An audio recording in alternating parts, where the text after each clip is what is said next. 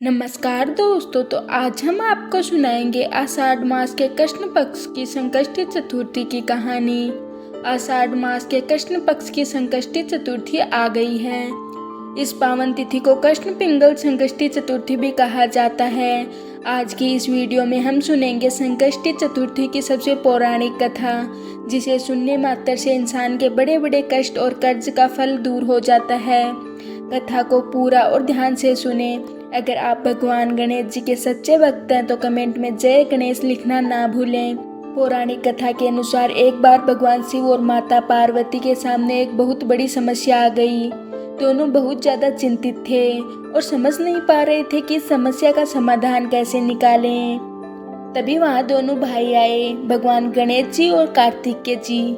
अपने माता पिता को इस तरह उदास देखकर कार्तिकेय ने पूछा, हे माता पिता, आप दोनों इस तरह से गहरी चिंता में क्यों बैठे हैं? हमें अपनी समस्या बताइए, हम दोनों भाई मिलकर उसे दूर करने का प्रयास करेंगे।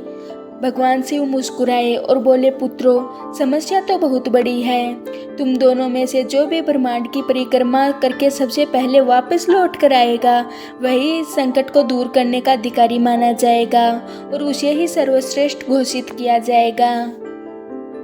पिता की बात सुनते ही कार्तिकेय जी तुरंत अपने वाहन मयूर पर सवार होकर तेजी से पूरे ब्रह्मांड की परिक्रमा करने के लिए निकल पड़े। दूसरी ओर भगवान गणेश जी का वाहन मूषक यानी कि चूहा था और उनका शरीर भी बहुत भारी था। गणेश जी भली भांति जानते थे कि मूषक पर बैठकर वे कार्तिकेय से पहले ब्रह्मांड की परिक्रमा कभी नहीं कर पाएंगे। लेकिन गणेश जी बहुत ही बुद्धिमान देवता थे। उन्होंने अपनी तीक्ष्ण बुद्धि का उपयोग किया।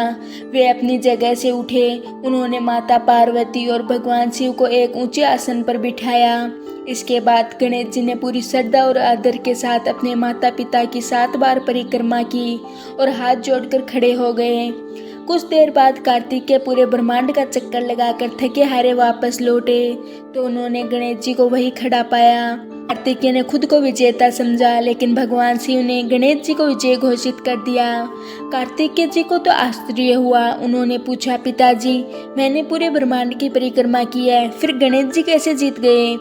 तभी भगवान शिव ने प्रेम पूर्वक समझाया, पुत्र कार्तिकेय, शास्त्रों में माता पिता का स्थान पूरे ब्रह्मांड और सभी तीर्थों से ऊपर माना गया है। गणेश ने हमारी परिक्रमा करके पूरे ब्रह्मांड की परिक्रमा कर ली है। इससे इस प्रतियोगिता में विजय भी गणेश जी ही हैं।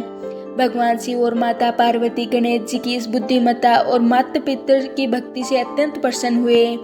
उन्होंने गणेश जी को आशीर्वाद दिया कि आज के दिन यानी कि आषाढ़ मास की संकष्टी चतुर्थी पर जो इंसान भी इस दिन व्रत रखेगा और इस कथा को सुनेगा, विघ्नहर्ता गणेश जी उनके जीवन के सारे विघ्न बाधाएं हर लेंगे और साथ ही उनकी बीमारियां और दरिद्रता को हमेशा के लिए समाप्त कर देंगे।